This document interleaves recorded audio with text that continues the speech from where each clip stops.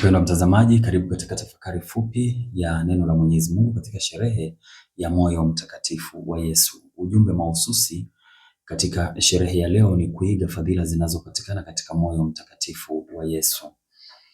Kikawaida mwanadamu ana sehemu kuu mbili. Sehemu ya kwanza ni mwili wa nyama ambao unaonekana na ambao unatengenezwa na milango mitano ya fahamu. Sehemu ya pili ni roho.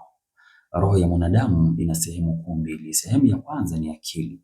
Akili ambayo hung'amua mambo, akili ambayo hufikiria, akili ambayo hupanga. Na sehemu ya pili ni moyo. Moyo ni maelekeo au ni upendo wa kile ambacho akili imeking'amua au imekipanga.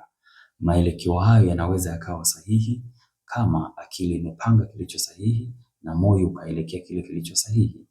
Maelekeo hayo yanaweza yakawa batili kama akili imepanga kilicho sahihi lakini moyo ukapenda kilicho batili, au akili imeshindwa kupanga kilicho sahihi na moyo ukaelekea ambacho sio sahihi.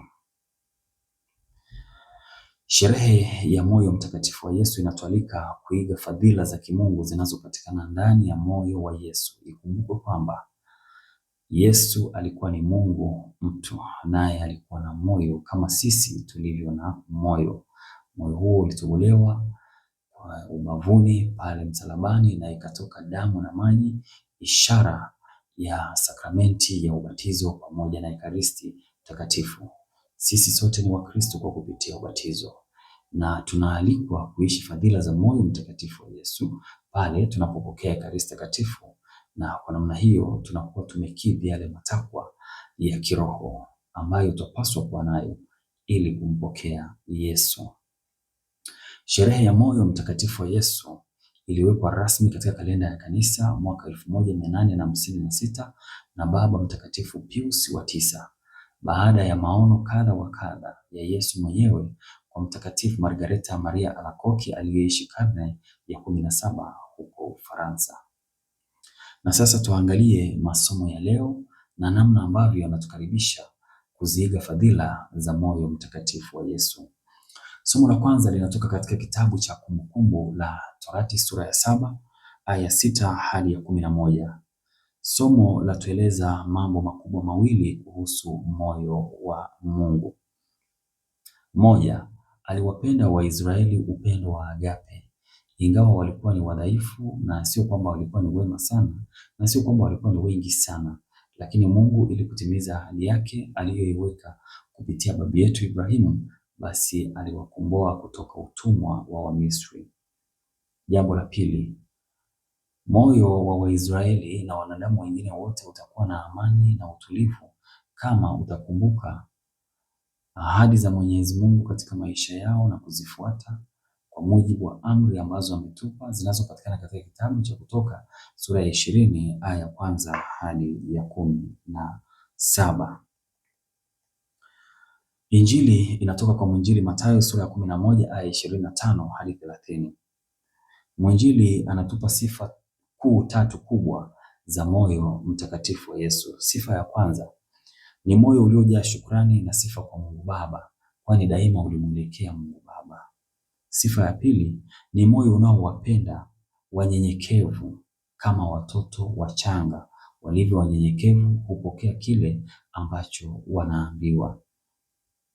Ni moyo unaowaalika wote wenye mizigo mbalimbali na matatizo mbalimbali kuelekea kwa kuzishika amri za Mwenyezi Mungu, kwa sababu nira ya Yesu ni laini na mzigo wake ni mwepesi. Somo la pili linatoka katika waraka wa kwanza Mtume Yohane kwa watu wote sura ya 4 aya ya 7 hadi ya 16. Mtume Yohane anatualika kutambua mambo mawili makubwa yanayoendana na moyo mtakatifu wa Yesu. Jambo la kwanza ni upendo kwa binadamu wenzetu kama vile Mungu mwenyewe alivyotupenda. Na jambo la pili, tutambue kwamba Mungu ndiye chanzo cha upendo, kwa sababu yeye mwenyewe alituumba na akatupa roho yake ili tuweze kupendana sisi kwa sisi. Je, ni ujumbe upi mahususi tunaoupata katika masomo ya leo? Walau mambo matatu makubwa. Jambo la kwanza, tuwe na upendo wa agape katika maisha yetu. Upendo wa agape ni ule ambao unawapenda binadamu kwa sababu wameumbwa kwa sura na mfano wa Mungu. Haujali misingi ya kindugu, misingi ya kisiasa, misingi ya kiuchumi au misingi ya kimaumbile. Upendo wa agape ni upendo usiokuwa na mipaka. Ni upendo ambao unaonekana kuwa na tabia hizi kwa mujibu wa masomo ya leo. Ni upendo ambao hutimiza ahadi. Mungu alitimiza ahadi yake aliyoiweka kwa kupitia Ibrahimu kuwafanya Waisraeli kuwa taifa kubwa. Ni upendo ambao hujali kama Mungu anavyowajali watu wote walio wema na wabaya. Ni upendo ambao una huruma. Mungu anawahurumia watu wote ingawa ni wadhambi na anawapa tena nafasi ya kutubu.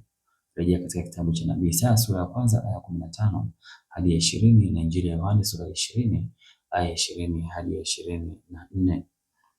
Ni upendo ambao daima una shukrani. Yesu daima alimshukuru Mwenyezi Mungu kwa sababu mambo haya aliwaficha wale ambao wana kiburi na wanaojikweza na kuwafunulia watoto wachanga.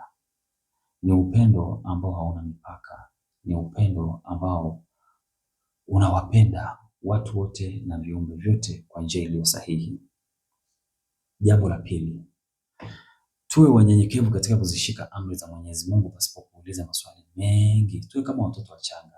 Mungu amesema tusiende kwa waganga, Mungu amesema tusiibe, tusizini, tusiue. Basi yani hizo amri jinsi zilivyowekwa tuzitende kwa namna hiyo hiyo tu pasipo kuuliza maswali mengi sana. Kuna mtu anaweza kujiuliza, kwani nikipokea rushwa nimeiba? Huu ni wizi, unajipatia kitu ambacho sio halali. Tunasema kwamba mimi sijaoa, kwa hiyo nikilala na mwanamke sijazini, kwa sababu wanaozini wale ambao wapo kwenye ndoa. Hapana, pasipo kuuliza maswali mengi tuzishike amri za Mungu kwa jinsi zilivyoandikwa. Tuwe wanyenyekevu kama watoto wachanga. Mungu amesema shika takatifu siku ya Mungu, siku ya Dominika, nenda kanisani kasali. Tunasema nisipoenda kanisani kwani nitapatwa na nini? Nitapatwa na nini? Basi tuwe wanyenyekevu kama watoto wachanga. Jambo la tatu, tumwelekee Mwenyezi Mungu katika kuzitatua changamoto mbalimbali, katika kuitoa mizigo mbalimbali ya kimaisha ambayo inatusibu. Katika ulimwengu wa leo wanadamu wana mizigo mbalimbali ambayo inawasibu katika maisha. Mizigo hiyo ni mingi, lakini walau tuangalie mizigo michache. Mzigo wa ugonjwa. Kabla ya kwenda kwa daktari, daima tumkumbuke Mwenyezi Mungu. Rejea kitabu cha Hekima ya Yoshua bin Sira sura ya 38. Ukirejea pia katika kitabu cha Nabii Isaya sura ya 38 aya ya 1 hadi ya 10, kuna mfalme mmoja aliitwa Hezekia. Alipokuwa mgonjwa, alimkumbuka Mwenyezi Mungu na Mwenyezi Mungu akamwongezea miaka mingine 15 ya kuishi. Kumbe moyo wa mwanadamu utakuwa na utulivu pale ambapo umemtanguliza Mungu katika ugonjwa na ukamwachia Mungu atende kwa kadiri ya mapenzi yake, kwa sababu yeye ndiye anayejua moyo wa mwanadamu hadi undani wake. Kurejea katika kitabu cha Nabii Yeremia sura ya 17 aya 5 hadi ya 12. Wengine ni mzigo wa madeni. Neno la Mwenyezi Mungu katika kitabu cha Nabii Habakuki sura ya 2 kuanzia aya 6 hadi ya 8. Neno la Mwenyezi Mungu linatuonya tusikope vitu vingi ambavyo hatuwezi kulipa. Na basi ikitokea mtu amekopa vitu vingi na anaona kabisa hamna namna ya kulipa, anapaswa kumuita Mwenyezi Mungu amuonyeshe njia. Kitabu cha Nabii Yeremia sura ya 33 aya 3. Niite na nitakuitikia na kukufundisha namna ya kutoa mzigo huo wa madeni. Pengine ni changamoto ya umaskini ambao umekithiri. Umaskini huo unaweza ukawa sababu yake ni madeni. Umaskini huo unaweza ukawa sababu yake ni kukosa tu namna ya kutatua hiyo changamoto ya kujipatia kipato. Sasa moyo unakuwa hauna amani. Sasa ili moyo utulie, nini kifanyike? Basi Mwenyezi Mungu anakuambia nira yake ni laini na mzigo wake ni mwepesi. Kwa hiyo kama ni umaskini, nira laini na mzigo ulio mwepesi unapatikana katika kitabu cha barua ya pili ya Mtume Paulo kwa Thesalonike sura ya 3 aya ya 10. Fanya kazi ili uweze kupata kula. Pia ukirejea katika kitabu cha Hekima ya Yoshua bin Sira sura ya 42. Mtu aliye mzima anapaswa kufanya kazi ili kujipatia chochote. Lakini pia ukirejea katika kitabu cha Mhubiri sura ya 11, neno la Mwenyezi Mungu linakuambia panda mbegu asubuhi, mchana na jioni, maana hujui ni zipi zitaota. Lakini Pia kama umeshindwa kupanda mbegu asubuhi, mchana na jioni, fanya biashara, walau huenda huko ndiko bahati yako iliko. Pengine ni mzigo wa ulevi. Ulevi unaweza ukawa ulevi wa bangi, ulevi wa pombe au ulevi wa tabia nyinginezo ambazo ni mbovu, pengine kupenda sana simu, kupenda sana kuangalia TV na kadhalika, basi inamfanya mtu anakuwa mvivu. Sasa kuondokana na ulevi ambao kwa kweli ni changamoto kubwa katika jamii, inawaletea watu wengi madhara. Ulevi unasababisha mtu kukosa heshima. Ukirejea katika kitabu cha Mwanzo sura ya 9 aya 18 hadi 27, Noa alikunywa pombe, matokeo yake akalala uchi na akasababisha mmoja wa watoto wake kupata laana, lakini pia alijutia hali ile. Ulevi unamwaibisha mtu. Ulevi haujawahi kumwacha mtu salama. Ukirejea kitabu cha Hekima ya Shauri bin Sira sura ya 19 aya ya kwanza hadi ya 3, mfanyakazi mlevi hatakuwa tajiri, ataangamia katika pombe zake. Pombe inaweza ikamuua mtu. Sasa nini kifanyike? Njoo, nira ya Yesu ni laini na mzigo wake ni mwepesi. Kuwa na kiasi. Kuwa na kiasi. Waraka wa Mtume Paulo kwa Wagalatia sura ya 5 aya 19 hadi 23 inatueleza matendo ya kidunia na matendo ya kiroho.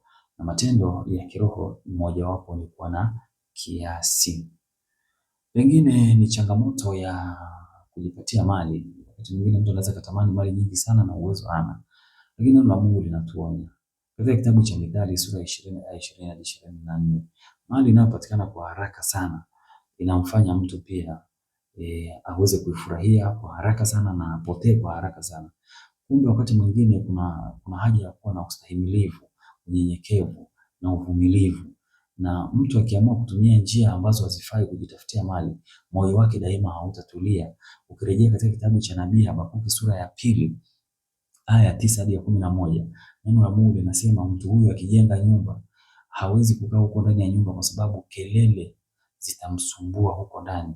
Na ndivyo ilivyo. Kuna watu wengi ambao wanajipatia mali kwa njia za ulaghai na matokeo yake wanakuwa hawana amani. Ingawa mbele za watu wanaweza wakaonekana ni maarufu, lakini ndani ya mioyo yao haina amani. Ili kutua mzigo huo, tafuta mali iliyo halali. Pamoja na changamoto nyingine ambazo zinawakumba watu katika maisha, namna ya kuzitua ni kwa kuziishi amri za Mwenyezi Mungu. Na kutakia sherehe njema ya moyo mtakatifu wa Yesu, na kuomba usisahau kununua kitabu cha Shajara ya Watakatifu na Sikukuu, ambapo tafakari hii fupi imetolewa katika shajara hiyo. Akubariki Mungu Mwenyezi, Baba na Mwana na Roho Mtakatifu.